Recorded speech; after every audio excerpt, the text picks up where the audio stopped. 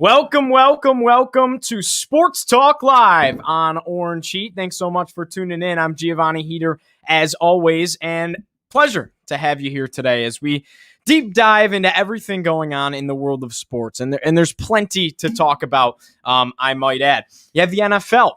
Everything going on there. You have the NFC and the AFC championship set. It doesn't get any better than Tom Brady and Aaron Rodgers and Patrick Mahomes and Josh Allen. Everybody's excited, and I think this is a unique weekend of football. It's not every conference championship that you get two fantastic games like this. So I couldn't be more excited. The football world is buzzing. But there's a lot more going on in sports, right? You see things happening in baseball. You see things happening with the hockey season starting, especially in the NBA. Things are starting to fire up a little bit. College basketball. And today I want to take a focus and take a look at what happened last night with Syracuse and Miami to start. Want to really make sure that I can talk on a local level as well. I know that people always put stuff in the comments asking questions about Syracuse basketball and everything like that. So I figure that's a good starting point to start at that spot between Miami and Syracuse. And what a game it was for the Syracuse Orange, an 83-57 victory over the Miami Hurricanes inside the Dome, and Syracuse needed it bad. They needed a response, and they needed to bounce back after losing 2 games in a row, one at the Dean Smith Center in Chapel Hill, North Carolina against the UNC Tar Heels, and then the second one was to the Pitt Panthers on the road, a 20-point loss for Syracuse, and it was the second time they had lost to that very same Pitt Panthers squad this season. But then Syracuse bounced back yesterday. And for me, this was better than you saw the Boston College game when Syracuse wins 101-50. I mean, they just blow out Boston College on the road at Conti Forum, right? But I think this game meant more because I think, one, Miami's better than Boston College. But two, you saw things out of Syracuse that you haven't seen this entire year. The Orange, as I said, win this one 83-57 was the final score, but it's how it happened that really was the surprising factor for me. Guerrier did his thing. 18 points, 8 rebounds, that close to another double-double. Had an assist, had a steal, had a block. He was fantastic. Marek Dolezaj was a little bit quiet. No points on the night. 3 assists, though, a steal, a block, and 4 rebounds, rather. So Dolezaj was still a big part of the game. Alan Griffin went 5 points, so he was probably the least effective on the team. 5 points, 3 rebounds, and a steal as well as a block. But then you look at Joe Girard and Buddy Boeheim. At the top of that zone defensively was great. Boeheim played back a little bit, and we'll get into it.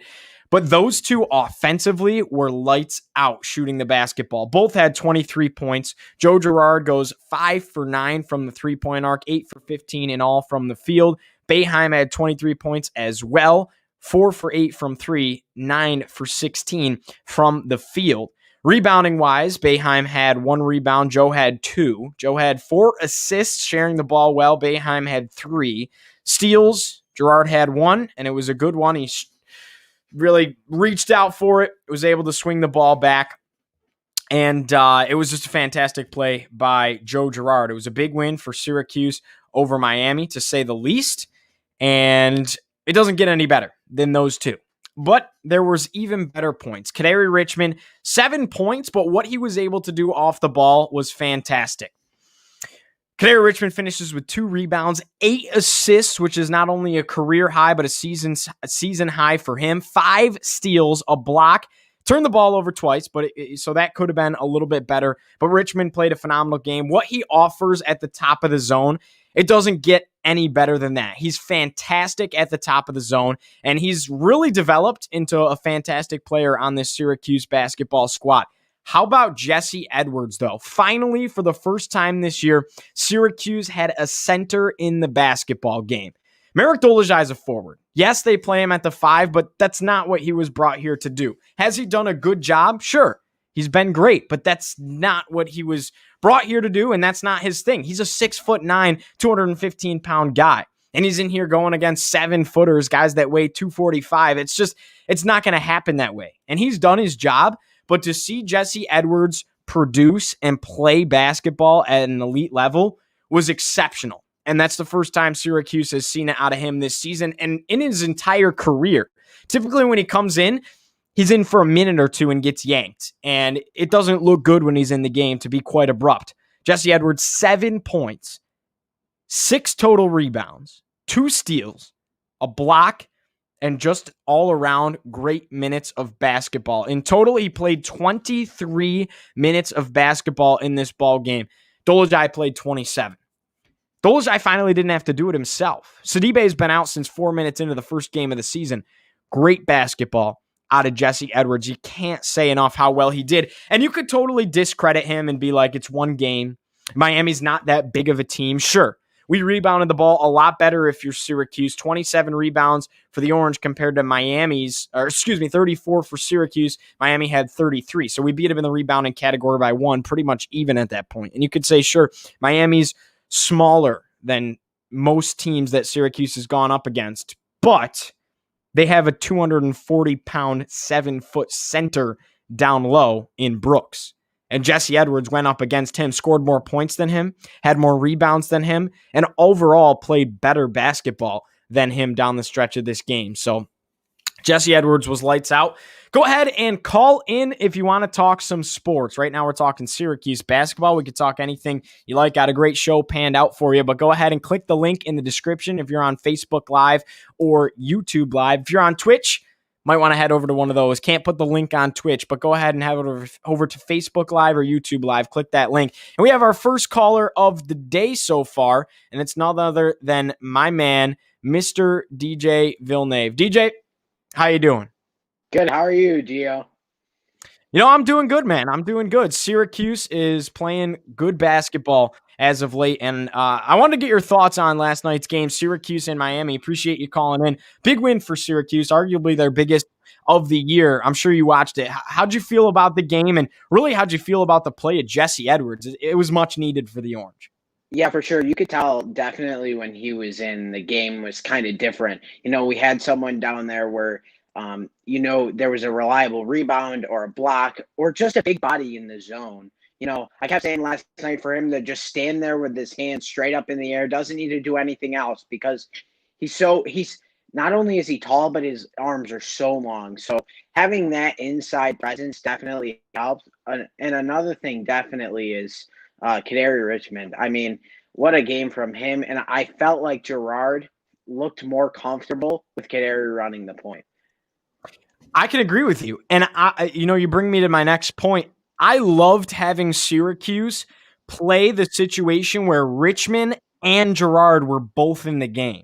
And Dolezaj had less minutes last night than typical, only 27 minutes for Dolezaj, which out of a 40-minute game, that's less than we typically see out of Marek Dolezaj. Still played a lot, but to see 3 guards, really. You had Richmond running the point, then you had Girard at the 2 spot, and then you had Boeheim playing back at the 3. Alan Griffin wasn't having his best game, so if I have to pick a player to come out, it's Alan Griffin at that point. To see those 3 in, Boeheim was holding his own on the backside, playing at that 3, especially defensively. He did a good job. Now, is that going to be the situation every week? No, because Miami is smaller than a lot of teams that Syracuse has to play against. But the way Girard was able to play off the ball, absolutely sensational. The way he was able to come off of screens and hit shots and drive. I agree. I think he's better at the 2 spot, and I think he played really good basketball off the ball. And it really came down to what Richmond was able to offer, especially when he's able to play great defensively. We've talked about his length at the top of the zone, 6'5" with the wingspan of forward. I mean, it doesn't get better than that. What'd you think about not only the big man play for Syracuse, we talked about that, but going forward for Syracuse, what does Jesse Edwards offer? I think it changes the basketball team. And you could say the same if Sidibe makes a comeback. Yeah, Jim Boeheim never changes his starting lineup. It's always the same. But I could see Edwards definitely having some more sizable minutes. I think a 60-40 split between Marek and Jesse Edwards in there. And we'll see when Barama Sidibe comes back how that all pans out. But I really, you've said a lot, and I've really agreed with this, that we're a different team with the center. Completely, I think we probably assert ourselves as probably one of the top 30 teams in the country once we have a presence inside, just because of how much we were able to score And if we can hold teams to 57 points, I mean, I think we could win most games coming down the stretch here, going into the NCAA tournament.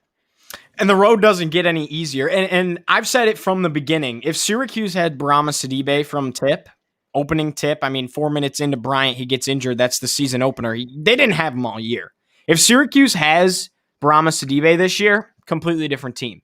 We're not talking about why has Syracuse lost 4 or 5 games at this point. We're not talking about why is Syracuse 1-3 in ACC play going into this matchup against Miami. No, we're talking about how good Syracuse is. They're ranked in the top 25, and quite honestly, they're one of the best teams in the ACC with a true center. And I think Brahma Sidibe could have the potential to be even better than Jesse Edwards. I'm nervous to see how the injury will impact his play, if he even comes back at all at this point. But Jesse Edwards down there just changed the game for Syracuse last night. And having a big man down there allows you to do things like play 3 guards. If Dolezaj is playing center, there's no way Boeheim plays 3 guards at a time. It just doesn't happen. And usually Alan Griffin's hot.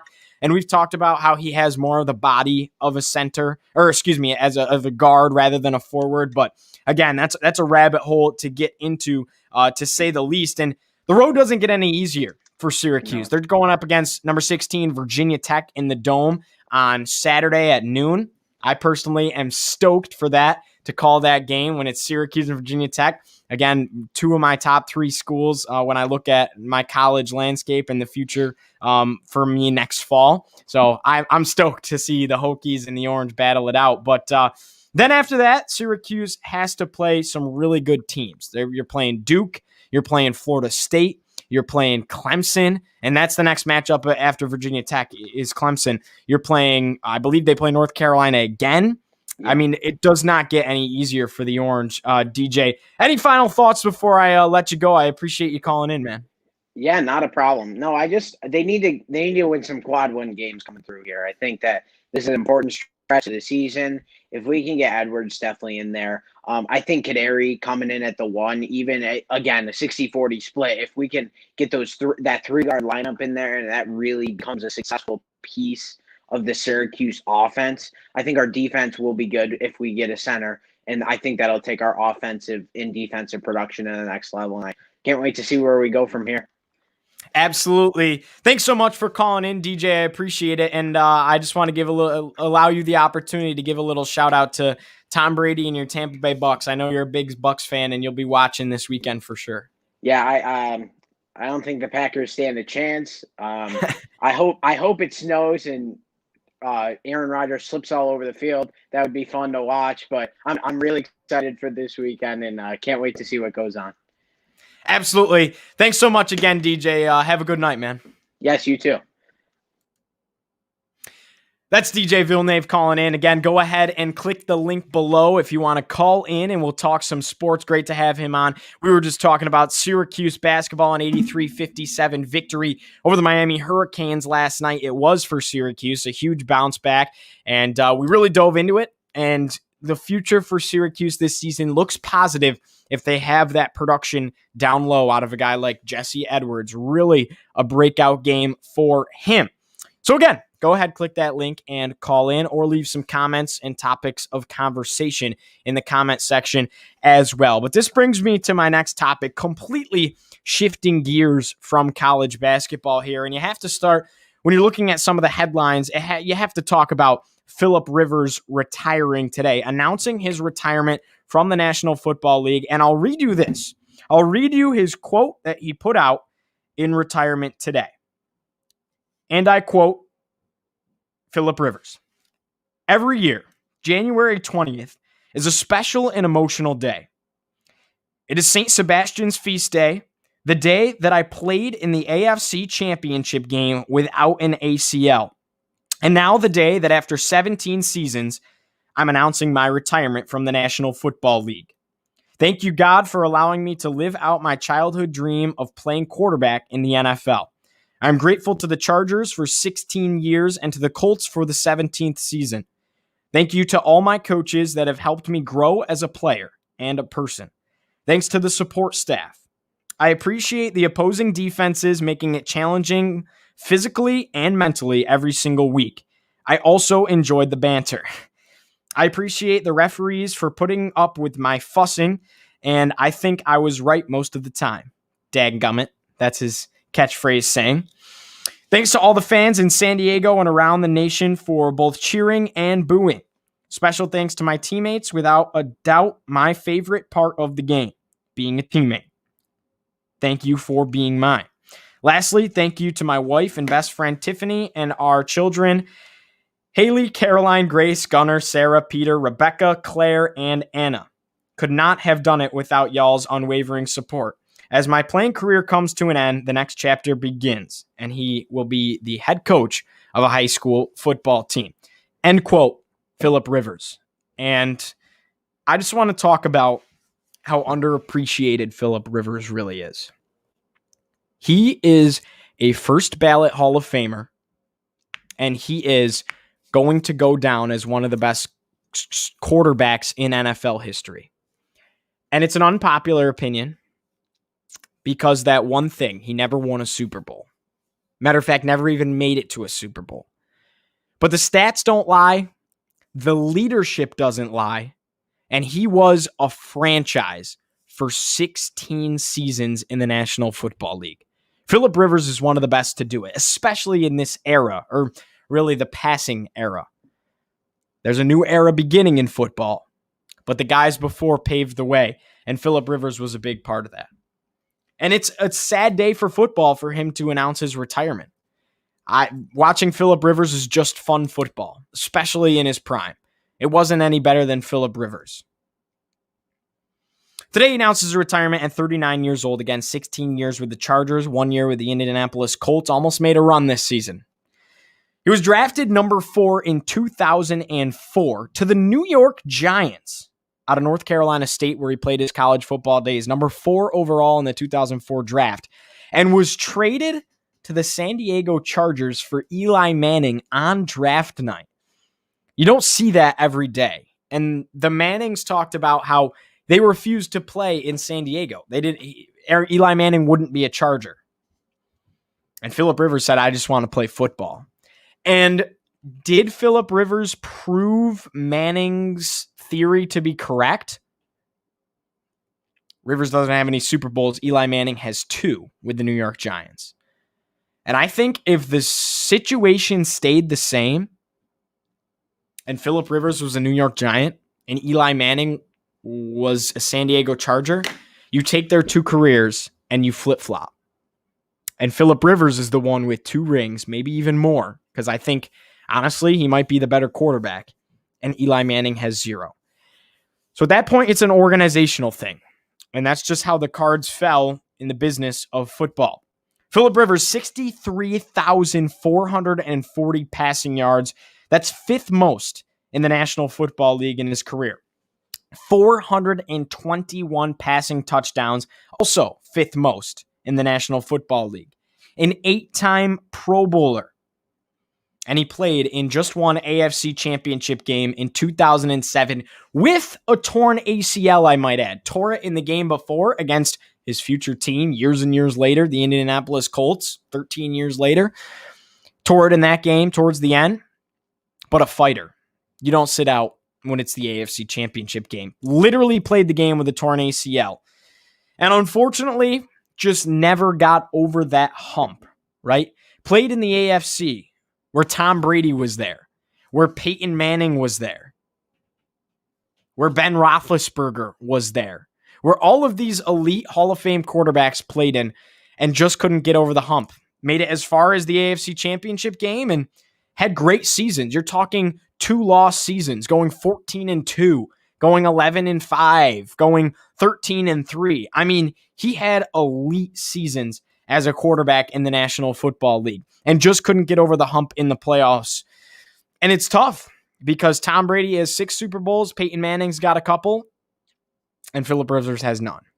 And you also look at the 2004 draft class. Again, Eli Manning, 2 Super Bowls. Ben Roethlisberger, 2 Super Bowl rings. And Rivers has none. But I believe it's not to discredit the incredible career of Philip Rivers. And the question mark is, will he be a first ballot Hall of Famer? In 2026, he's eligible. And let's say this. The NFL Pro Football Hall of Fame in Canton posted on their social medias today, just so everybody knows, Philip Rivers is eligible for the NFL Hall of Fame in 2026. If that doesn't tell you that he's a Hall of Famer, I don't know what does. I've never seen them post something like that. The guy's a first ballot Hall of Famer. When you're in the top 5 for both passing yards and passing touchdowns in your career in the NFL, you are a Hall of Famer, because there's a lot more than 5 quarterbacks in the National Football League Hall of Fame. Yes, he didn't win a ring, but he's going to be a Hall of Fame quarterback. And what a fantastic career for Philip Rivers. It's the end of an era. And it was the end of an era in San Diego last year, now Los Angeles, obviously. And it was the end of an era in Indianapolis, just one short year, but brought a special kind of vibe to the team. What's next for Indianapolis? That's the question mark. Deshaun Watson, question mark. Drafting a quarterback. They got a great coach in there, former Buffalo Bills quarterback in Richt. And I think the Indianapolis Colts have a bright future. Great running back in Jonathan Taylor. Fantastic defense. Leonard at linebacker and DeForest Buckner on the defensive line. I mean, they're a really good football team. And the Colts can be making a splash in the AFC with the right quarterback. They did it this year. They did it this year with Philip Rivers. Just couldn't get over the Buffalo Bills. Philip Rivers is a first ballot Hall of Famer. Looking at the next headline. Before I do so, we're going to take a quick 30-second break, and we'll be right back here on Orange Heat. Again, 30-second break. Go ahead and click the link below if you want to call in and talk about sports. Love to have anyone talk. And next, we're going to be looking at Doug Marrone, and we're going to look at some of the other things going on in the National Football League. We'll see you right here in 30 seconds.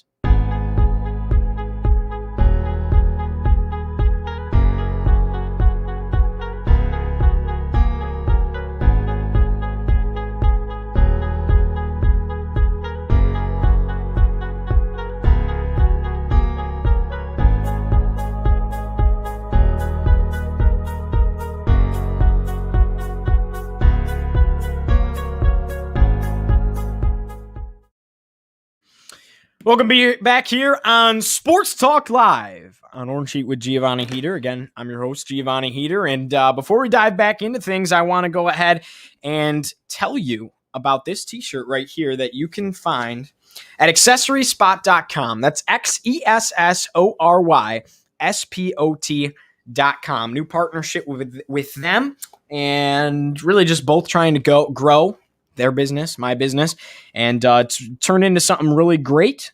You can go ahead and get your t-shirt there. Again, everything supports. It allows me to bring these great broadcasts to you. That's accessoryspot.com, XESSORYSPOT.com.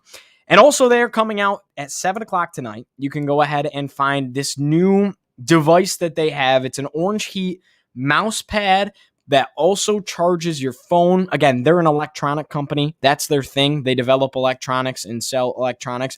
That's their shtick. And again, the Orange Heat collaboration has been fantastic. So go ahead, check it out at 7 o'clock tonight, the new launch, and go ahead and pick up your very own Orange Heat with Giovanni Heater t-shirt. Again, accessoryspot.com, XESSORYSPOT.com. Now, next up on the list, before I mention it, go ahead, call in at the link below if you're on Facebook Live or YouTube Live. Doug Marrone, hired as the new offensive coordinator for the Alabama Crimson Tide. Excuse me, not offensive coordinator, offensive line coach. Literally wrote it wrong on my sheet. Offensive line coach. Doug Marrone hired as the new offensive line coach of Alabama under head coach Nick Saban. Coached for 2 years of the Buffalo Bills. 15-17 was his record as head coach in Buffalo. Couple of years as an assistant offensive line coach and the head assistant for the Jacksonville Jaguars. Ended up becoming a head coach and has done it for the last 4 years. 23-43 was his final record with the Jacksonville Jaguars. But they did make a playoff run in 2017.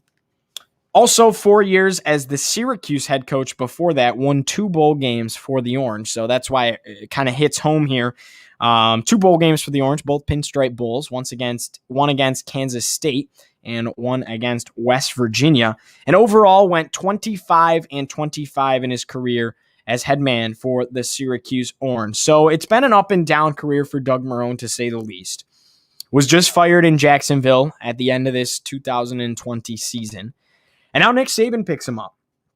That's 2 fired head coaches that Nick Saban has added to his staff in Bill O'Brien and Doug Marrone. Bill O'Brien of the Houston Texans was the GM, head coach, really ran the show there. And then now Doug Marrone of the Jacksonville Jaguars. And it's just interesting to see this team that is being built by Nick Saban at Alabama.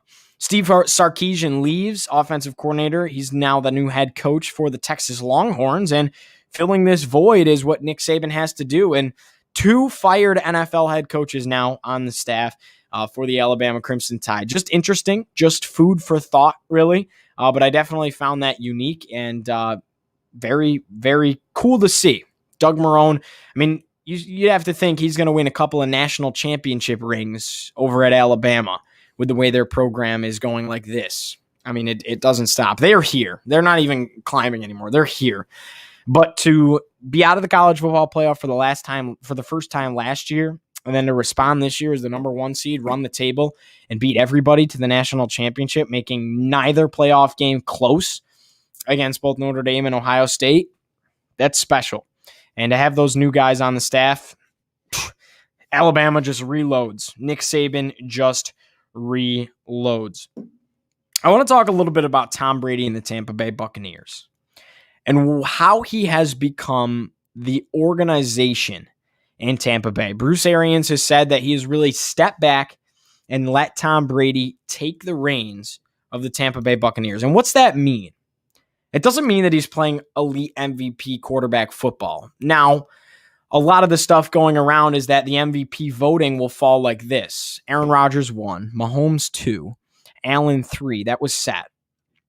And then 4, either Stephon Diggs or Tom Brady. And again, it's not even because of his stats necessarily. It's what he brings to the franchise. And yes, he's playing great quarterback as of late. But the award is called Most Valuable Player. And I think sometimes we forget that. Because most valuable player is how much value do you bring to your team. Well, we saw what the Tampa Bay Buccaneers were without Tom Brady. They had essentially the same guys besides Gronk and Antonio Brown and a few others acquisitions that they were able to make. But without the quarterback, the Tampa Bay Buccaneers hadn't made the playoffs since winning a Super Bowl in 2006. And now with Tom Brady as the head man and what he brings to the organization, plain and simple, Bruce Arians is literally letting Tom Brady coach the Tampa Bay Buccaneers. And he's taking them to an NFC championship. And the guys look at him in times of doubt as this almost fatherly type figure because he has so much more experience than those guys. And if you're going to listen to anybody, you're going to listen to Tom Brady in a game. And from a leadership perspective, it's evident on and off the field. And he just has that drive in him. A few quotes after the game against New Orleans. It's tied going into the fourth quarter at 20-20.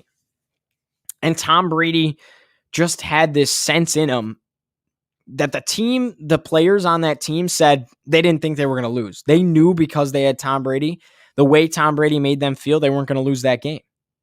They knew that they had the ability to win that game. They knew they were just going to go out and win it. And that's all because of Tom Brady and Tom Brady telling those guys that that's exactly what they can do. I mean, it's never happened before where a quarterback leaves an organization where he won 6 Super Bowls. That's unprecedented in itself. And then in his first year goes all the way to a conference championship game with a chance to make it to the Super Bowl. I mean, it's unbelievable. That's sensational. There's no question in my mind Tom Brady's the greatest of all time. And it goes beyond just the play on the field. He is the organization. He brings this extra level to this Tampa Bay Buccaneers football team. And honestly, my Super Bowl pick was the Buffalo Bills. And man, is it going to be a really hard game for Buffalo to go against Tom Brady. I think the Bucs are going to just annihilate the Packers this weekend. Will it be close? Sure. But as far as who really controlled the game when you watch it in the fourth quarter when it matters, it'll be very similar to the Saints game. And Tom Brady is so good at telling his team to limit the mistakes and let the other team make them. And isn't that really reminiscent of what happened in New England? Isn't that exactly how the New England Patriots functioned? Limited their mistakes, allowed the other team to make them, and capitalize on them, make them suffer. When a team throws an interception or fumbles the football, Tom Brady scores a touchdown almost every single time. He's the only quarterback to do that. And it's really reflective of what went on in New England. So when you bring up the question, Brady or Belichick, well, everything's telling you right now that it was Tom Brady. And was it them together? Sure. But will Belichick ever be back to a Super Bowl or a conference championship?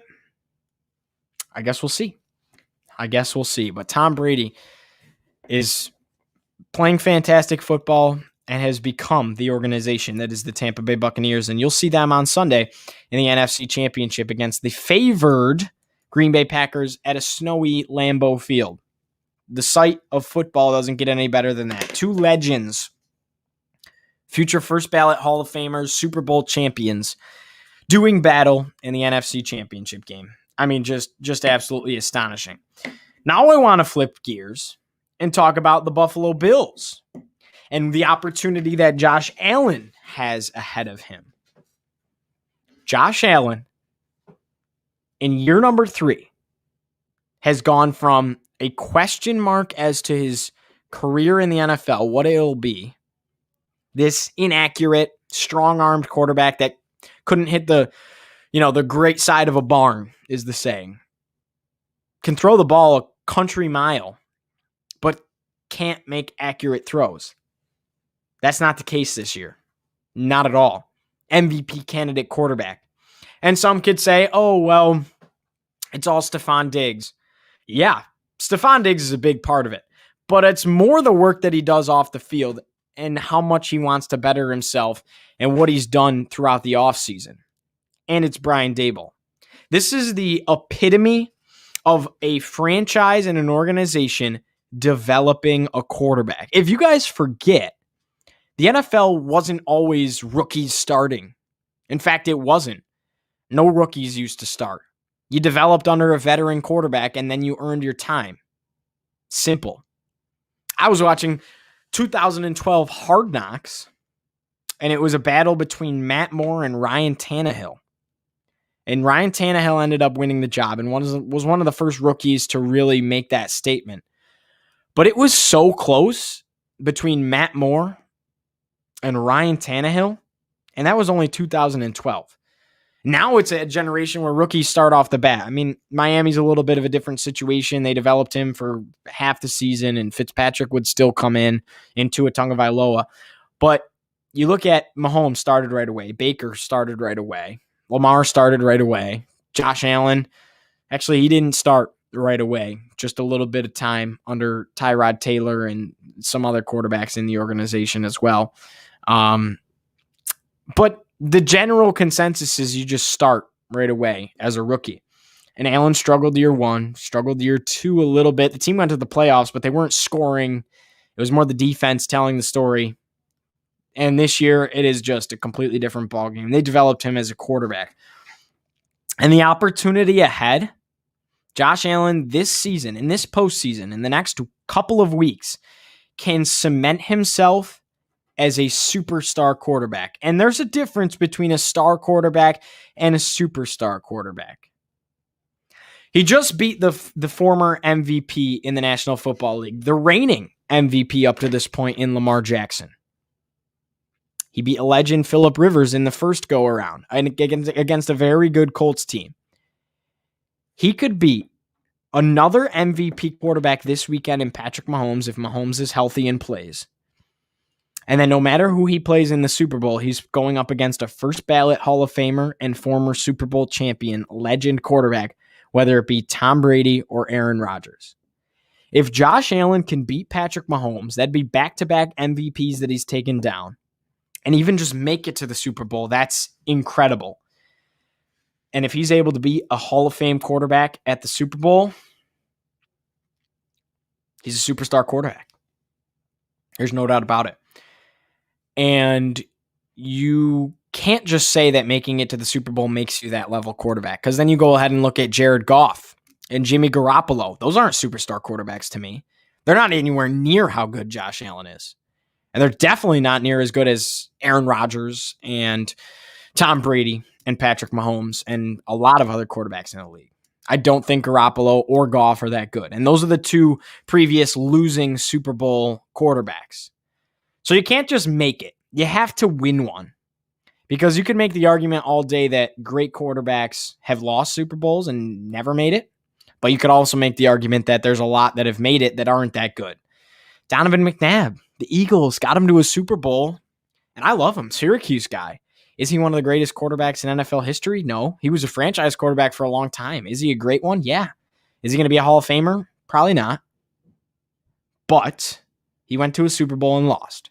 Goff is a question mark as far as his future with the Los Angeles Rams. And the same can be said for Jimmy Garoppolo with the San Francisco 49ers. Deshaun Watson, wink, wink, wink. So Josh Allen has the opportunity in front of him to take down back-to-back MVP quarterbacks and a Hall of Famer at the Super Bowl. If the Bills win the Super Bowl, Josh Allen has cemented himself as one of the best, if not the best quarterback in the league. And I think the ceiling for him is higher than anybody else. We've seen how great Mahomes is, and he can still get better, but we've seen how great he is. He's a year ahead of Josh Allen as far as development goes.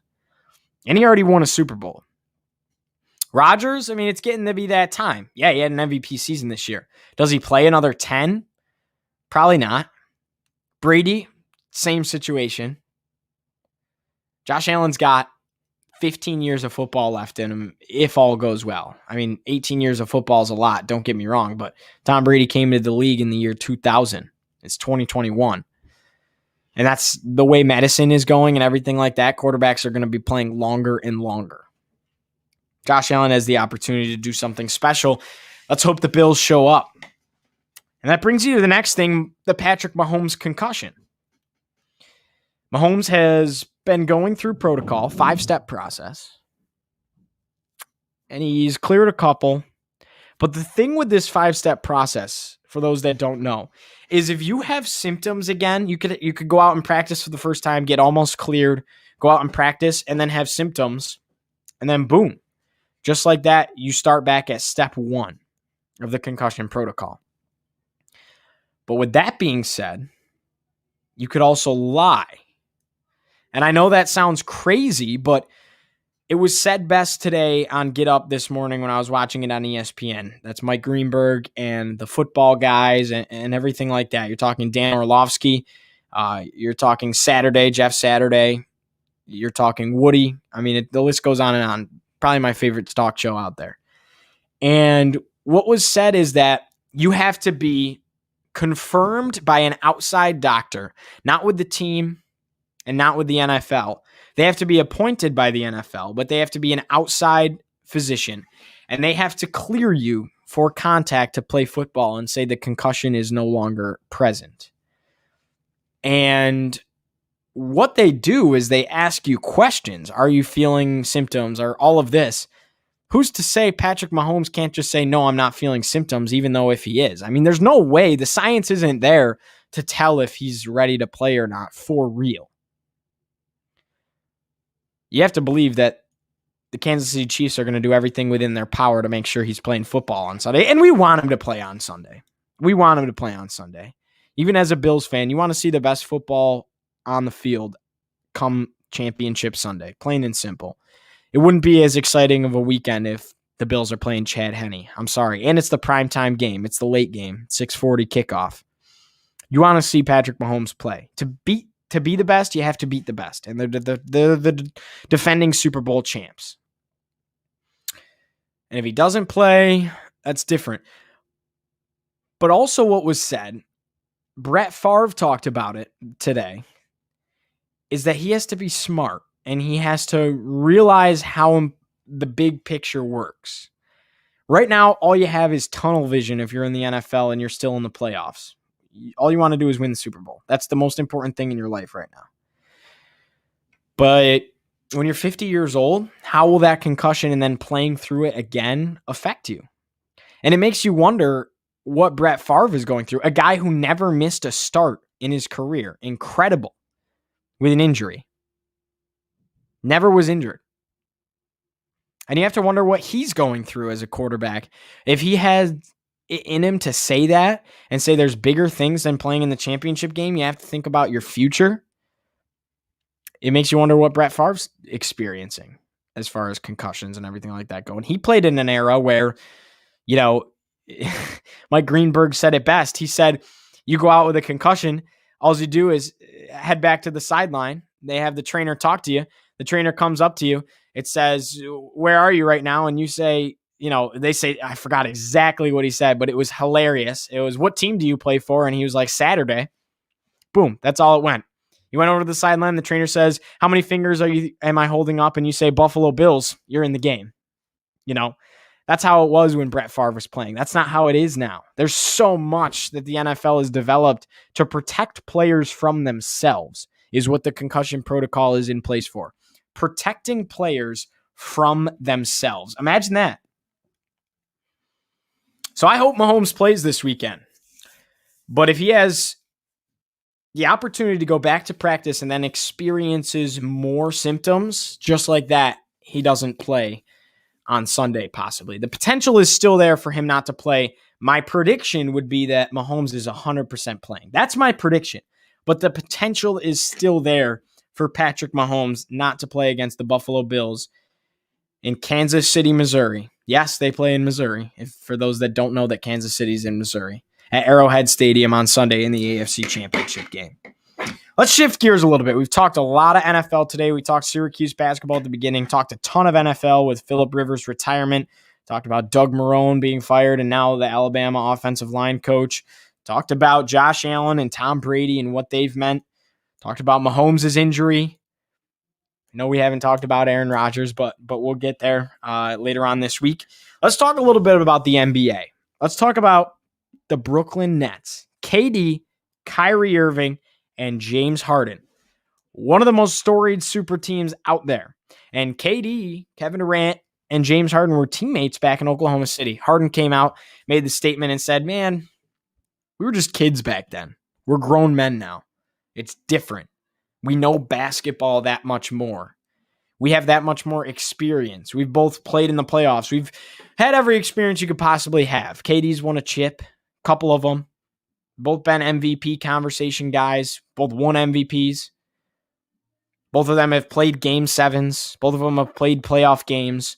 They didn't have that experience when they were young, fresh out of college in Oklahoma City with Russell Westbrook. It's a different team. But what does Kyrie Irving now bring to the table? Everything's circulating with him. How committed is he to basketball right now? Well, he's back starting tonight against the Cleveland Cavaliers for the Brooklyn Nets. And how is he going to fit in? Because the Nets are doing just fine with James Harden and Kevin Durant running the show.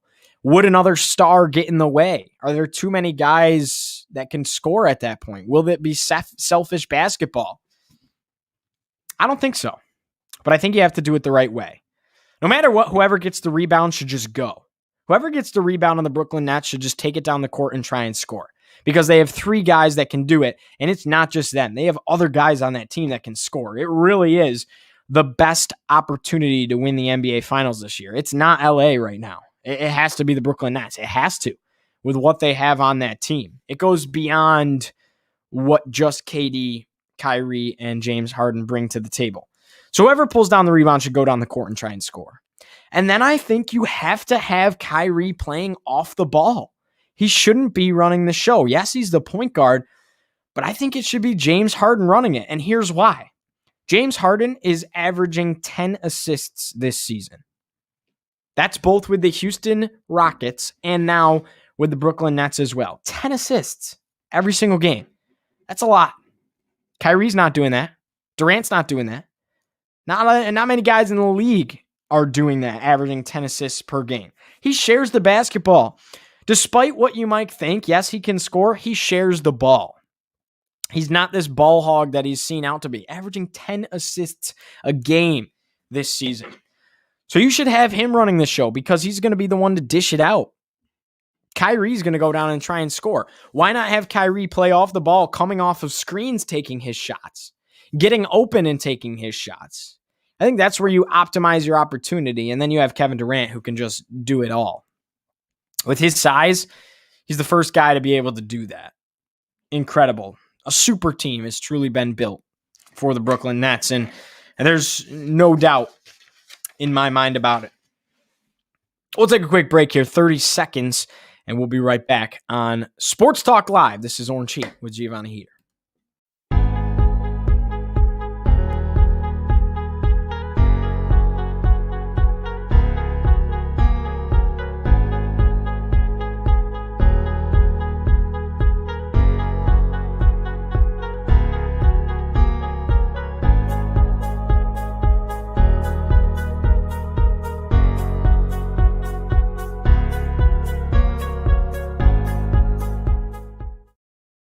Welcome back here on Sports Talk Live. This is Orange Heat. I'm Giovanni Heater. As always, thanks so much for tuning in. And we have a caller. Again, go ahead and click the link in the description down below. Have a caller here, and name Tanner. Tanner, how you doing? I'm doing good today, Giovanni. How you doing? I'm doing good, thanks. I appreciate you taking the time to call in. Oh, no problem. Huge fan of your work. I'm a fellow sports podcast as well. Young man trying to make a living. Absolutely. That's great to hear. I appreciate you saying the kind words. And what do you want to talk about so far? So, you just got done talking about the NBA and Kyrie and the Nets and that whole situation. I was hoping we could talk about, a different side of the conference, the Western Conference, and especially the Golden State Warriors. Okay. Now, Curry's averaging about 32.8 points a game, I believe. Just okay. About. So my question is, in your eyes, do you see Steph Curry as a MVP frontrunner right now with the team he's got? Again, I go back to exactly what I talked about in the NFL. It's a great question. The title of the award is Most Valuable Player. And I think sometimes people forget that because it's usually just given to the guy who's the leading scorer or whatever. Yeah. So if I'm saying most valuable player, yeah, it's Aaron Rodgers this year in the NFL, but you can make an argument for Tom Brady, what he brings to that program. So exactly what applies there, I think applies to the Western Conference and especially the Golden State Warriors. He is by far the most valuable guy you can have on a basketball team as far as what he brings to the franchise and the organization. LeBron James in Los Angeles, yeah, he's playing great and he's the face, but you also have Anthony Davis, who honestly scores more points than LeBron a lot of the times. You also have other guys contributing. The same thing in Brooklyn. There's three of them, three MVP type players on that team. And then you look at Giannis in the Bucks. That's why he's won back-to-back MVPs, because he's the franchise. It's his franchise. That's why he's won two of them. So, yeah, I think when you talk about Steph Curry, if he keeps playing like that, and he's going to have to if they want to win, he's got to be an MVP candidate. But with that being said, it's typically given to a guy who can at least take his team to a small run in the playoffs. Will they be able to do that? I don't know. If they had Klay Thompson, they had a chance to make a run in the West with the Lakers. But without Klay Thompson, they're a different team. See, to me, it showed this year's, so far, they're 7-6.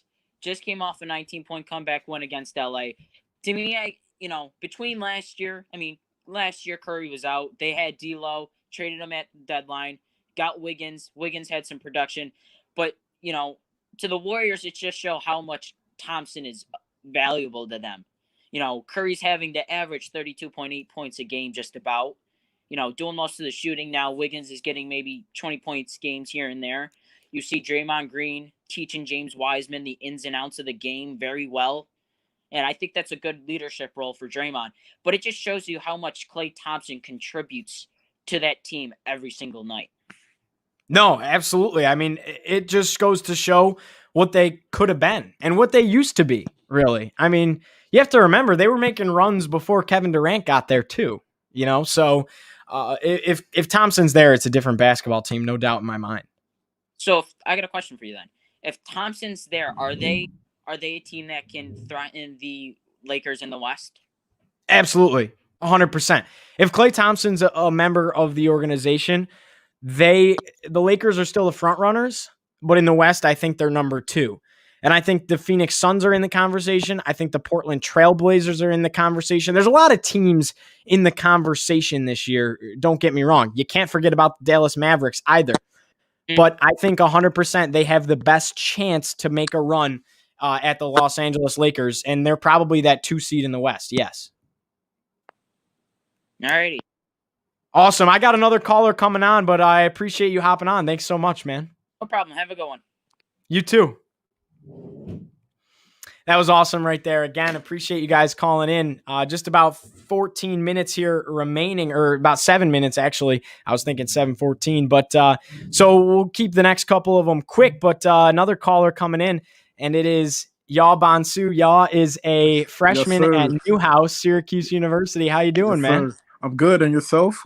I'm doing good. Thank you. I appreciate you calling in. Always. Look at you doing big things as always. I'm glad you started the show, and I want to just piggyback off the previous conversation about MVP. And I understand your argument that, Steph Curry's all alone this year, no Klay Thompson, but I'm going to give the early MVP to Kevin Durant because it's almost comical what he's doing, right? I believe he's shooting over 45% from three, over 46% from over 46% from three, 54% from field goal, either that or it's reversed, but he's easy money sniper, like his username says, right? And I know, he has a whole bunch of help now. He has Kyrie tonight against the Cavs for the first time with James Harden on the court. They're going to be all together, but Kevin Durant is still holding his own, right? You see a bunch of people saying that, Kevin Durant needs all-stars to win all the time, but it's one thing to, not carry your load when you have these big players on your team, but it doesn't matter what team he's on. He always seems to deliver.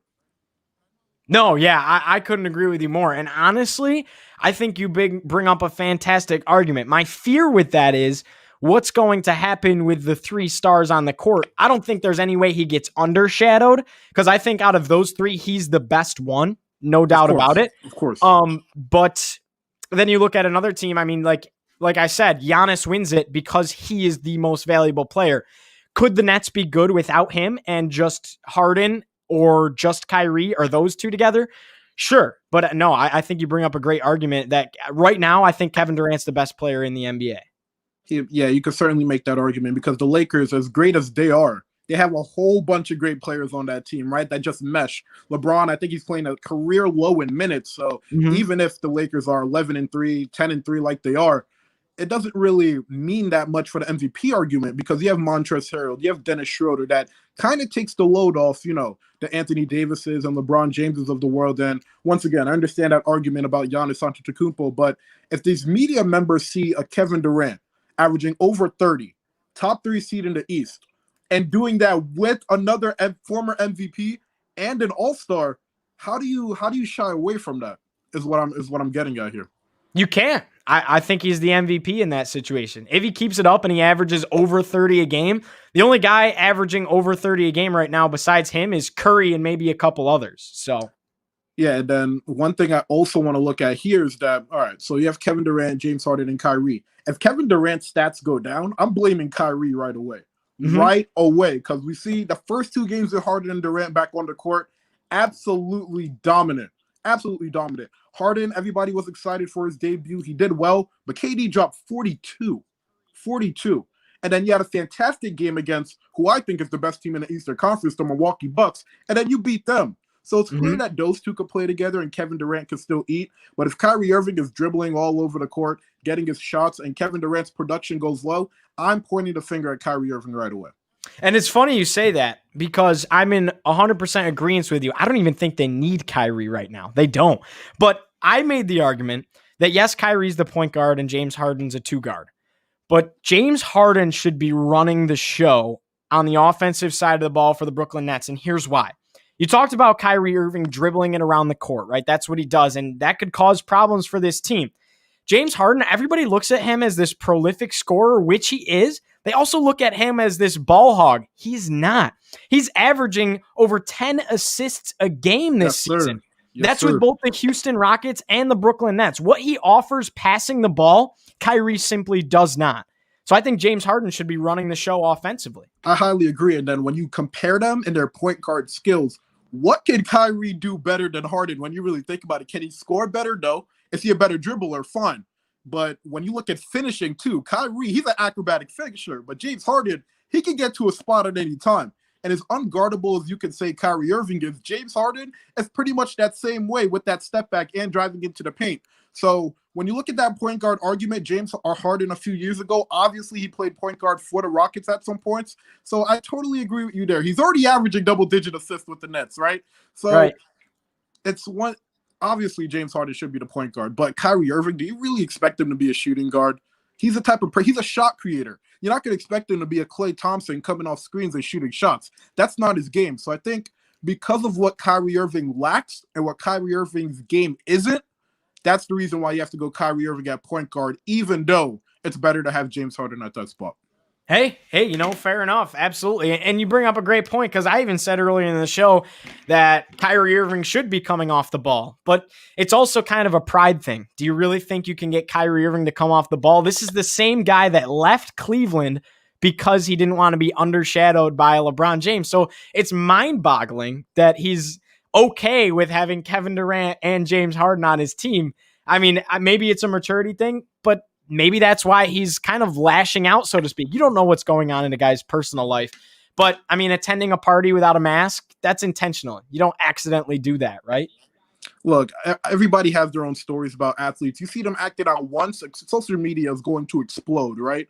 And yes, we don't know what's happening in Kyrie Irving's life, but considering what's going on in the world today, that video did not look good at all, right? And Kyrie Irving pretty much already has a bad reputation among fans because the media members know all the charity work he's done, all the formidable efforts he's made to help other people, yes. But when it comes to fans, if Kyrie Irving is acting out, they are going to bash him to the max. There are already reports that he's a bad teammate, although I don't agree. I follow the media members, not the fans. So I truly believe that Kyrie Irving is a great teammate. I believe he is going to adjust. Is it going to be hard? Yes, you have 3 all-world talents on your team, sure. But Kyrie Irving, at the end of the day, I believe he wants what the whole team wants, and that's a championship. And I saw a funny post when the trade happened. It said Kyrie Irving went from wanting not to be Robin with LeBron, right? He wanted to be Batman, and now he's on the Nets, and now James Harden is Robin, Kevin Durant is Batman, and now Kyrie Irving is Alfred.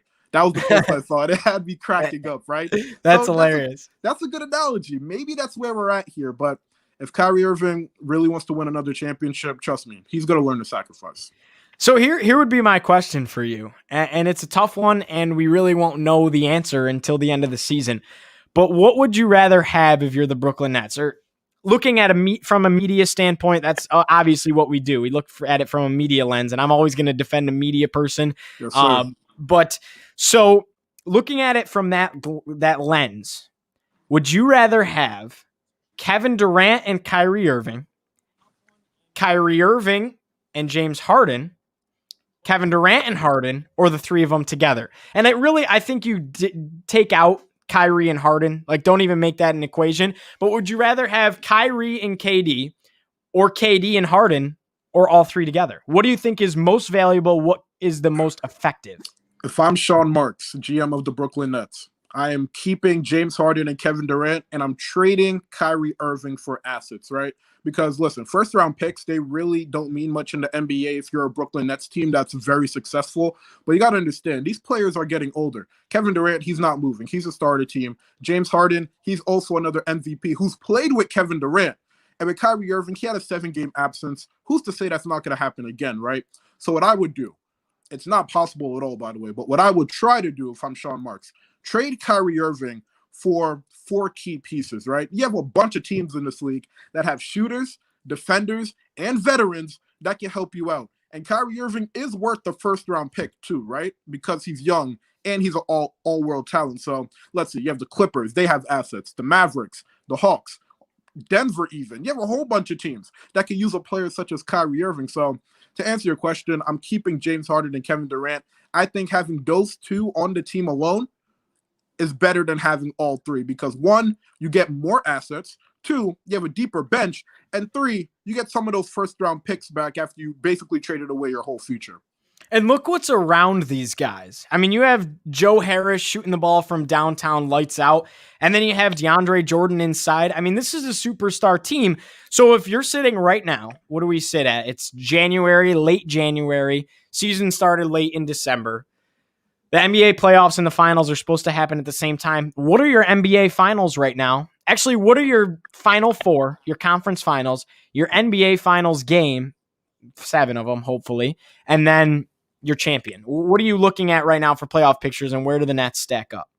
All right, so the Nets are not close to those Warrior teams we've seen in the past, right? And it's because of that I would never bet against LeBron James and the Los Angeles Lakers. So let me go in reverse here.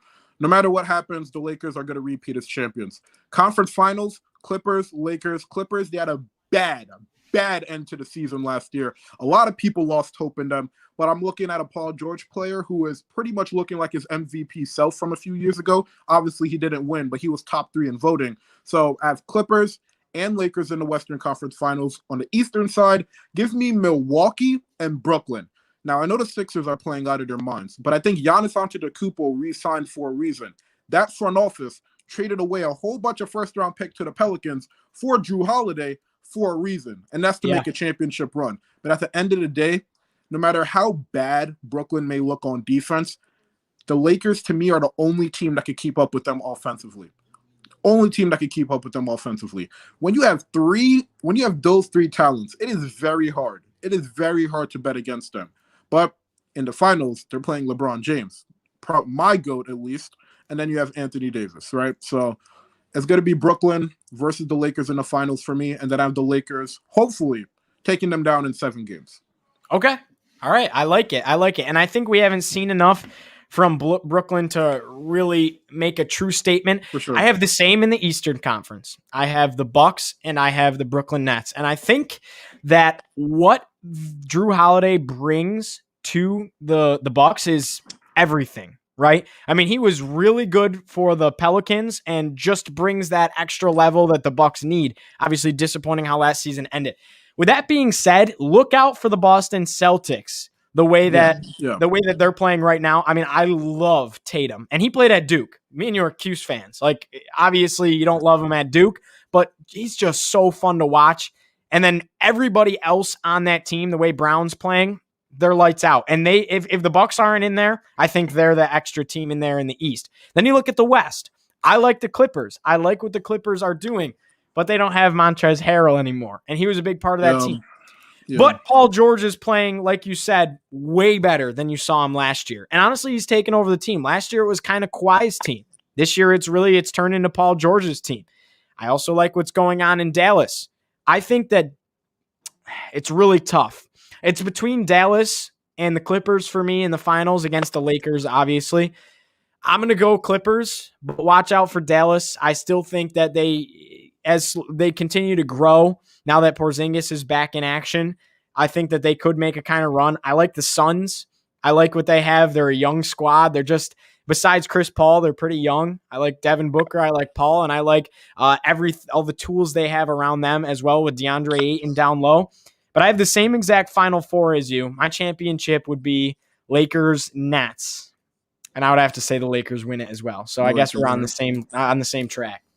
But on the other note, the Western Conference is looking extremely weak this year. And for the first time, probably since I've been conscious enough to really pay attention to basketball, I could probably say the Eastern Conference is more competitive than the West, because the West is Lakers, Clippers, and then to me, it's everybody else. I'm not too high on Dallas as you are. I still think they need one more kind of player to make them a big 3 if they really want to compete with the Clippers or Lakers. But overall this year, the West is extremely weak to me. And I'm looking at the Eastern Conference as the dominant conference in the NBA, because on the Eastern side, you have the Bucks that are competing, you have Brooklyn, you have Philly, you have Boston, and obviously you can't give up on the defending Eastern Conference champions, no matter how they want it, Miami, and then you never know what Toronto is going to do, right? So those are 6 teams I just named for you. And then in the West, you have, the Lakers, Clippers, Dallas, as you said, but everybody else is looking like they're regressing in a way. And it's interesting because out of all those teams in their conferences, you probably have one team that does not expect to make the playoffs in that conference, right? Everybody else is looking to get into one of those 8 seeds, and obviously it expands to 10 because of the playing games this season.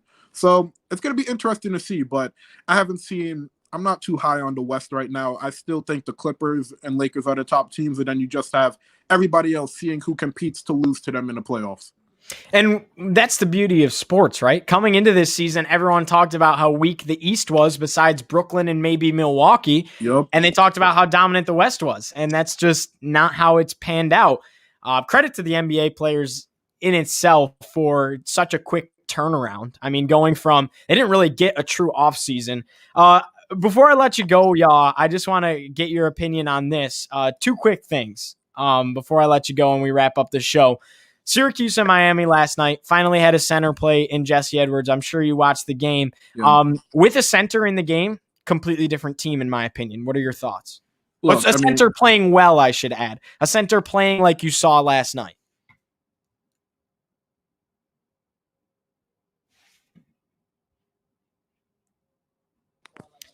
Did we lose you, y'all? You still got me? Yep, I got you. Beautiful. So I heard your question. And really, everybody says the center was the problem with the Syracuse team, but I was looking at Joe Girard and Buddy Boeheim. I'm not going to say that I'm high on them because obviously they have been inconsistent all season. I actually said Syracuse needs to stop shooting the ball, and that began with Joe Girard and Buddy Boeheim because they have been, for the most part, horrible this season. And obviously the report came out yesterday that they both had COVID, and obviously my opinion could change a little because of the fact that, that virus could impact some people, especially athletes, right? But I'm not going to go on the high horse here and say that Syracuse is fixed now. No, they still overall can't shoot the ball very well. They got hot against Miami, fine, but once again, that's Miami. You couldn't contain Justin Champagnie, right, in his first game back from injury, and the center argument, as you made, that is huge. And especially because Jim Boeheim said Brahma Sidibe is in no shape to play. That is huge to have Edwards, but I need to see more consistent shooting if I'm going to call Syracuse a tournament team, because right now I don't have them getting anywhere close to there, okay? And that is why Virginia Tech is a huge game, because they're ranked in the ACC. That is going to be a huge test. And then who do they have after that? Virginia, who for the past few years have been one of the best teams in the ACC. So my opinion on the state of Syracuse basketball right now, I'm not looking at the center position. I'm looking at that backcourt. Shoot the lights out each and every game. I need to see consistency if I'm going to be positive on this team. And I think you need to see consistency out of the center position. That's one game for Edwards, Also, right? And he struggled his entire career. I mean, I said this is the first time I've seen him play anywhere near how he played. And the stats aren't necessarily there.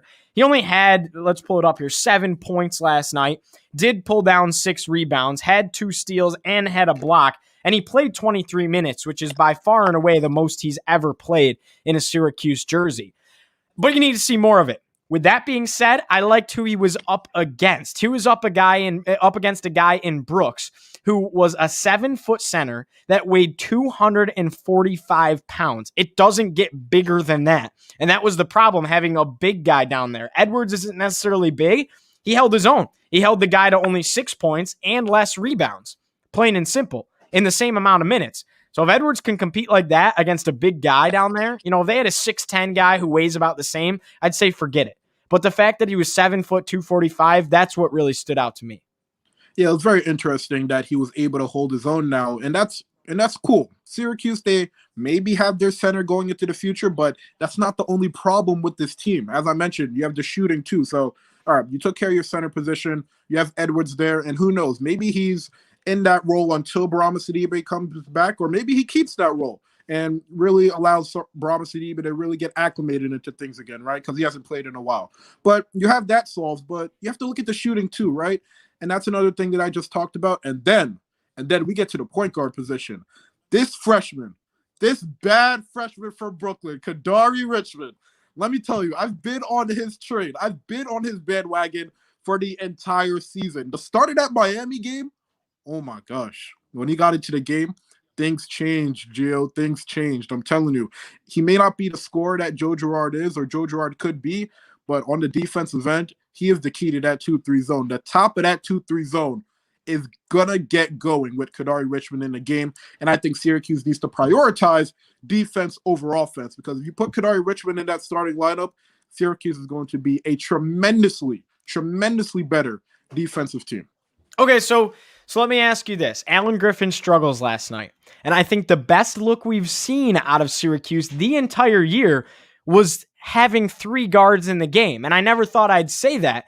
But with Kadari running the point, Joe at the 2, his ability to come off the ball, he seemed a lot better shooting when he was coming off the ball for whatever reason. And then Buddy at that 3, he did his job defensively. And it's not ideal for the defensive side of the basketball, but having the 3 guards in, I think, was the best basketball we've seen out of Syracuse this year. Now, you need to have your center in the game if you're going to do that. You're going to need to play Edwards if you're going to do that because you need to have some kind of size. But with Edwards, Guerrier, Boeheim at the 3, Kadari at the 1, and Girard at the 2, I think it was great because my argument with Kadari is, you mentioned it, his struggles offensively. The kid can't hit a jump shot. I just haven't seen it. He can get to the tin. He can get to the tin, and I love when he does it. The biggest thing is how I love he plays transition game. For whatever reason, when Joe and Buddy get out in transition after a steal, they just slow down. They just pull it back and slow down the game. Kadari doesn't do that. He plays that Brooklyn basketball where after a steal, he's going to the tin,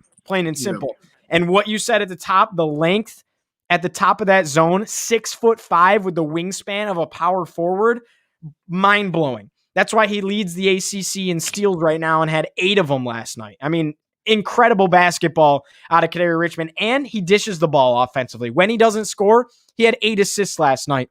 He's elite. He's elite. And I think your starting lineup, I wouldn't have thought this, but Allen's had a couple of inconsistent games, and he doesn't seem to get along with Boeheim that great.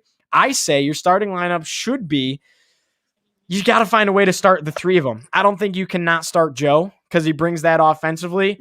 You have to start Dolezaj. You can't start Edwards. Guerrier needs to be in the game all 40 minutes. But if you can find a way to play the 3 of them, that's the best bet. Yeah, I'm not going to argue with you there. I actually think it's a great starting lineup, but you got to think about the holes that are being caused because of it, right? Yeah. If you take Edwards out, then what happens to your center situation? Yeah, you have Marek Dolezaj, one of the best playmaking centers in the ACC. You have him. That's great. But also, Joe Girard is meant to come off the ball. You said that Joe Girard and Buddy Boeheim are slow coming up the court. That's because both of them are meant to not hold the ball in transition. They're actually supposed to come off a screen and pop that 3-pointer from the corner or from the side or from the elbow of the arc, right? And that's what Kadari Richmond does. He will push that ball all the way down the court. And then when you have Joe Girard open or Buddy Boeheim, he could quickly dish it to them and they have a shot, right? So there's your offense, but it's the defense, right? Down low. Marek Dolezaj, I love him. Can't do it. I'm telling you, exactly. I love him. He's a great offensive player, but you can't guard that beast of a man that Miami had, right? You can't do it. You can't do it. But then if you take him out and put Edwards in, then where's your playmaking? Then you're relying on Kadari Richmond a little bit too much. And then you want to put Alan Griffin on the bench. That hurts because Alan Griffin was supposed to be the guy who replaces Elijah Hughes, right? He was supposed to be the guy that filled that void, filled by a person who got drafted in the NBA, right? So it's hard. It's really hard. The great thing is they have a bunch of talent. Yeah. We wouldn't be discussing this if Syracuse did not have the talent. They have the talent to make it to the NCAA tournament, but nobody is showing anything to prove that they should be in that spot. Because now we're talking about taking Marek Dolezaj out. I wouldn't say he's been horrible this season, but if he's been showing us more, then we would say he's a surefire lock to be in that center spot. And Kadari Richmond, he seems to be, and dare I say, one of, if not the best player on the Syracuse team. Because no matter which argument you go, to me, Kadari Richmond should always be in the starting lineup. Buddy Boeheim you could have out because you could say, well, you could have shooting off the bench. Same with Joe Girard. Quincy Guerrier, you could say he's been the best player on the team. He has a bunch of double-doubles. He has fell off of the last few games a little, but he'll get his mojo back, hopefully against the better ACC teams in the league. So to me, it's hard because nobody is consistent enough to really tell you that, okay, I need to be in the starting lineup. I deserve to be in the starting lineup, which shows that anybody in that starting 5 is replaceable. No matter which way you want to cut it, anybody could be taken out and put in for anybody else any other given day. And that's good because you have talent, but that's bad because nobody's consistent enough. Yeah. Oh, you hit the nail right on the head, y'all. And you see it firsthand covering sports up there at Newhouse for Syracuse. I think that the road gets tougher It doesn't get any easier. Like you said, next up is Virginia Tech, who's ranked 16th in the country. Virginia's in the top 25. You still have to play Clemson. You have to play UNC again, I believe. You still have to play Duke. I mean, the road just continues to grow. They already played Boston College. They already played Pitt twice. And, Pitt, I think they're very good, but are they at the level of those teams? Maybe with Champagne, they'll make a little bit of a run here. We'll see what happens now that he's back in for Pitt. You already played Miami. It's only going to get harder. I'd love to see Alan Griffin come out and have a game because he's shown spurts. People forget he dropped 28 points against Pittsburgh. Like, that's the season high for anybody on the team this year. We just lost by 20. Yeah. So, and defensively, he had the block of the year, and he plays pretty well defensively. Sometimes Boeheim says he gets lazy with it. Sometimes he doesn't go full on the defensive side when his shot's not hitting. Like, that's the ego type thing. That can't happen. But when he's all go, he's one of the best players on the floor as well. But I want to shift gears because we talked a lot about Syracuse there for a minute. And then I promise everyone watching this will wrap up the show. Just want to get your take on the AFC NFC Championship. Who you got in the Super Bowl? Who's your champ? Since week one, even since before the preseason, I had Bucks and Chiefs. It's that simple. Look, Aaron Rodgers, as Stephen A. Smith says, is a bad man. But you don't bet against Tom Brady in the playoffs. It's just that simple. Yes, he had a crazy collapse against the Titans last year. But look, when you look at this Bucks team, yes, the Packers statistically have the best offense in the league. But Tom Brady, with Chris Godwin and Mike Evans and Scotty Miller and Rob Gronkowski, shall I go on? And I'm not even going to say Antonio Brown because he might not play. He has a little injury. He had an MRI. They said he's good. He's good today. Yeah, he's good. At his best, he's the best wide receiver in the NFL, right? But look, the Bucks are too good offensively. And I'm not going to say Tom Brady won that game for the Bucks against New Orleans. You know who did? The defense. And who's the defense led by? Rookies, young players. And you know what's even more scarier? They get Vita Vea back, who hasn't played since October 6th, right? They get him back against a Packers offensive line who had a terrific game against the Rams. But I think the Bucks defense is going to overcome the Packers offense. And if that doesn't happen, I think Tom Brady is going to be able to hang with the Packers offensively. And let's flash back earlier in the season. What happened when the Bucks visited Green Bay before? Yeah, a big blowout, right? A huge blowout. So, look, I don't want to sound like a Packer hater. I'm just saying you don't bet against Tom Brady in the playoffs. I'm not a fan at all of Bruce Arians. I think he's a horrible coach. I think he's a horrible coach. But right? Tom Brady's coaching that team right now. Exactly. He said he came out and said it, and he took shots at my New England Patriots too while doing it.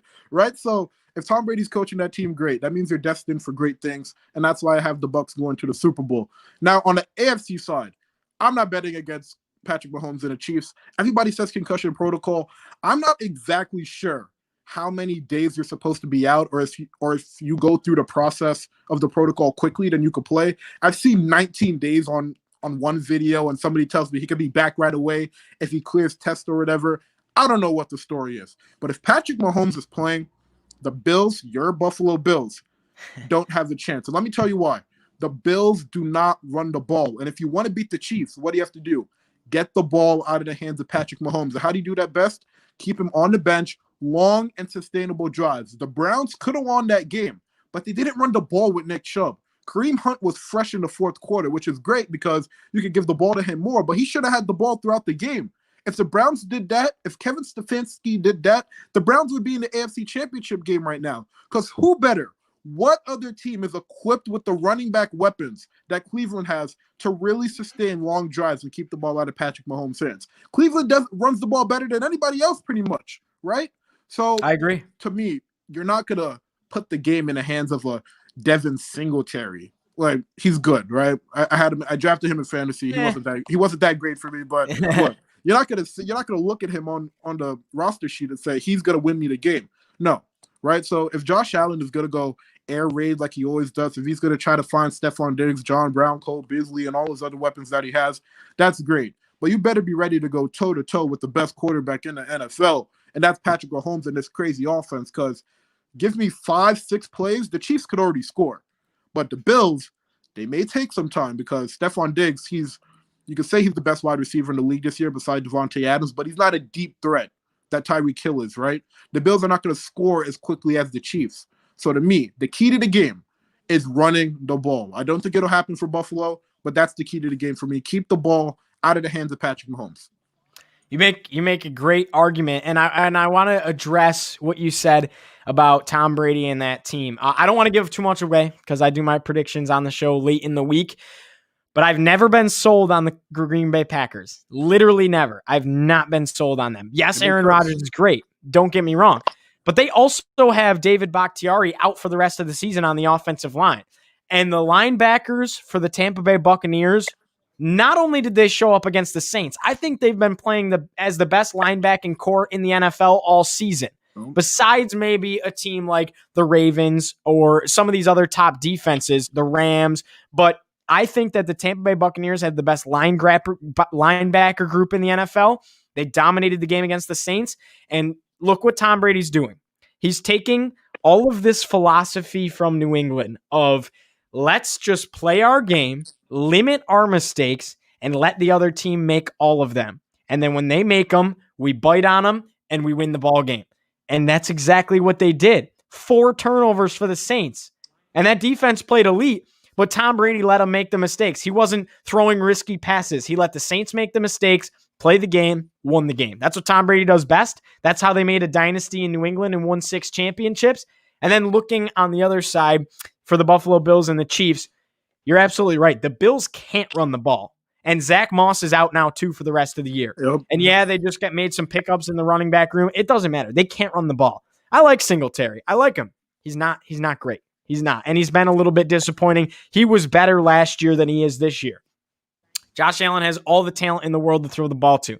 I think Stephon Diggs is the number 1 receiver in the NFL. And it comes down to his route running. I mean, he's just shattering people out there. Did it against the Ravens with the best defensive backs in the league, possibly, besides, Jalen Ramsey and some of these other guys in the leagues. But as far as DBs go, when he's going up against Marlon Humphreys and he's able to cook, Diggs is very, very good.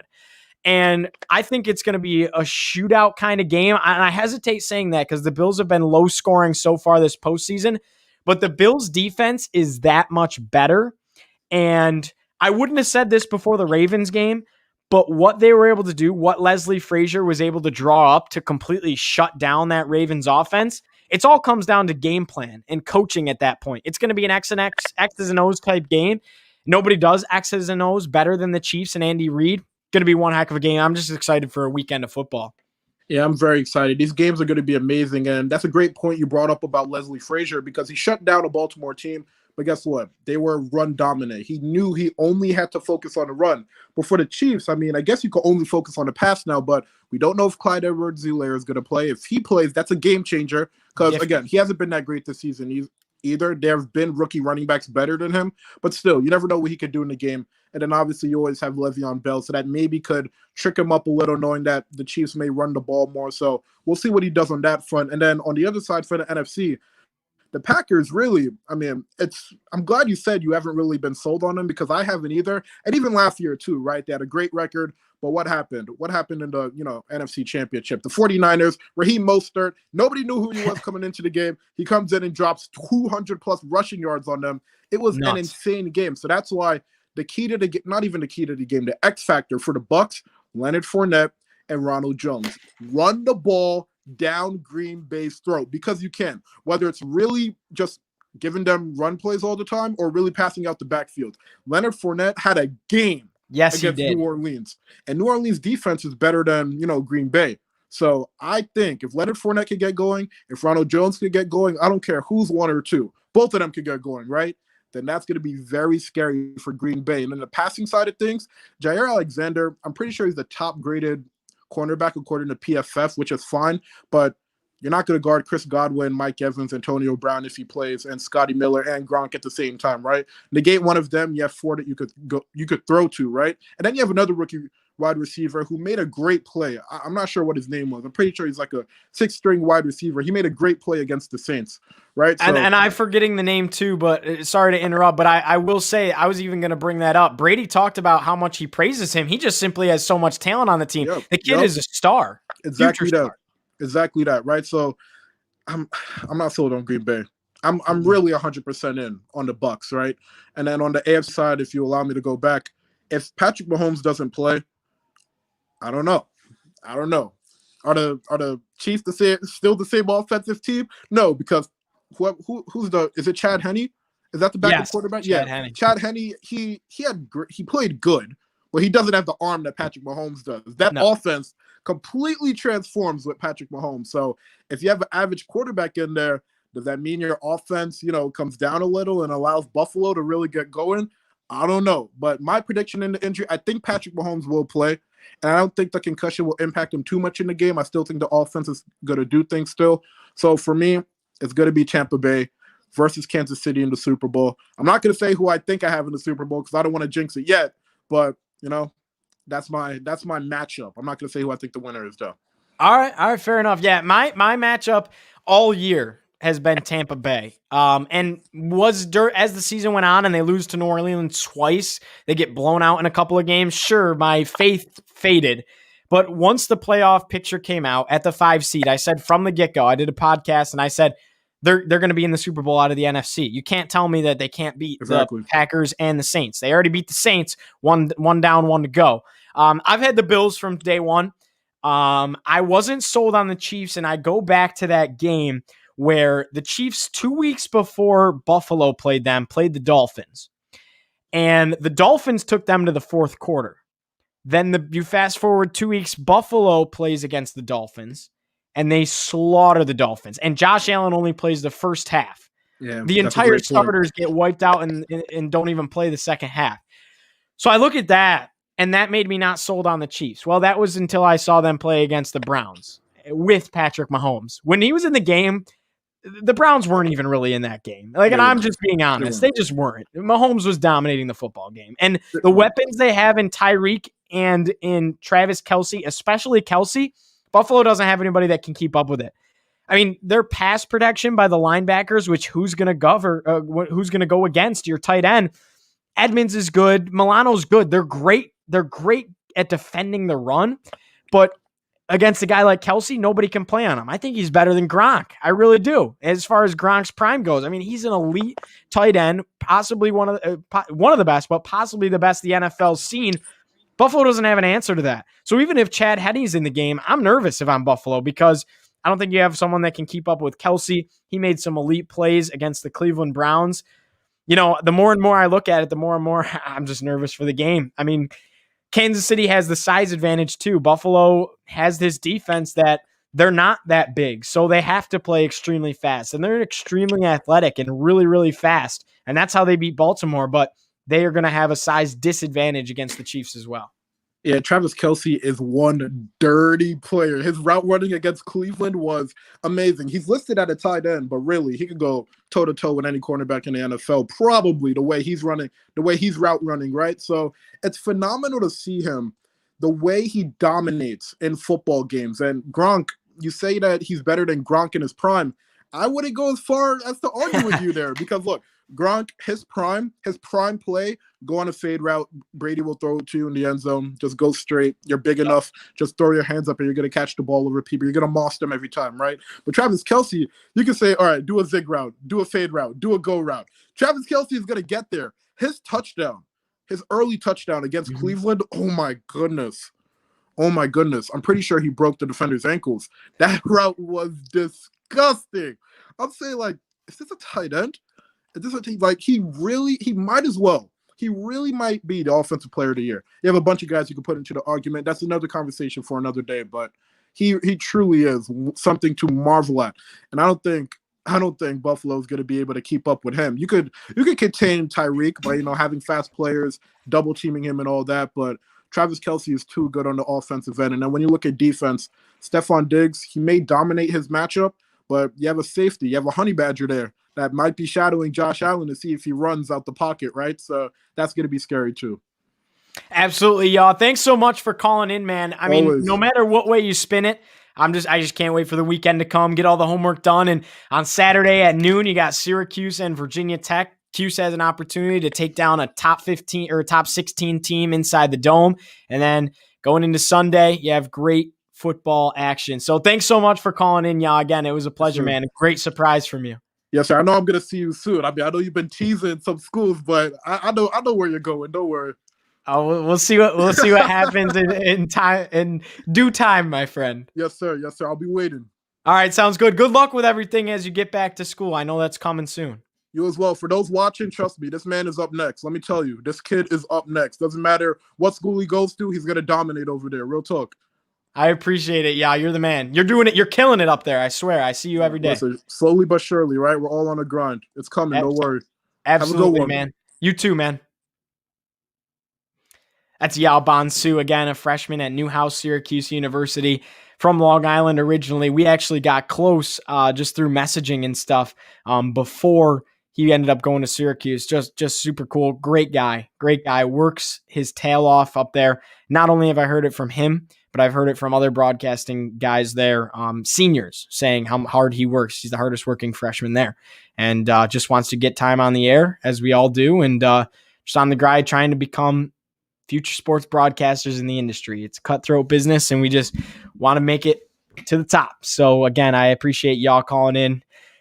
Great conversation. He just knows his stuff so well about sports, no matter what you're talking. I mean, guys like us just dive fully into it and give it our all and just love it. All we do. I don't listen to music. I listen to sports talk radio all day. It's the best. That does it for the show, considering we said we were going to wrap up at 7:15, and y'all and I went on for well over a half an hour. Now it's 7:47. So thank you guys so much for tuning in. I see a couple questions in the comments. Apologize for not being able to get to them, but we can address them as the week goes on. On Thursday or Friday, stay tuned again, because I really want to break down this Deshaun Watson trade situation. I'm going to give you my top 5 destinations coming up later this week for Deshaun Watson, where I think he can go, where's the best fit, and what's the trade value for Deshaun Watson, because you better believe that the Houston Texans want this optimal value out of arguably the biggest star coming up in the National Football League. Led the league in receiving, or passing yards, rather, this season, and he's not even in the MVP conversation. Boggles my mind, because he dominated passing yardage against both Allen, Mahomes, and Aaron Rodgers, but conversation for another day. Thanks so much for tuning in. Head over to accessoryspot.com. That's XESSORYSPOT.com. Pick up your very own Orange Heat with Giovanni Heater t-shirt. Yes, I like this comment that just got put in. Go Orange, plain and simple. Go Orange. The Orange with a big win last night against Miami, 83-57. We broke it down. And then another opportunity to play against the 16th ranked Virginia Tech Hokies on Saturday afternoon. That does it here for Sports Talk Live on Orange Heat. We'll be right back here tomorrow, 6 p.m. sharp, 6 to 7 p.m. every weeknight. Sports Talk Live on Orange Heat. Thanks so much.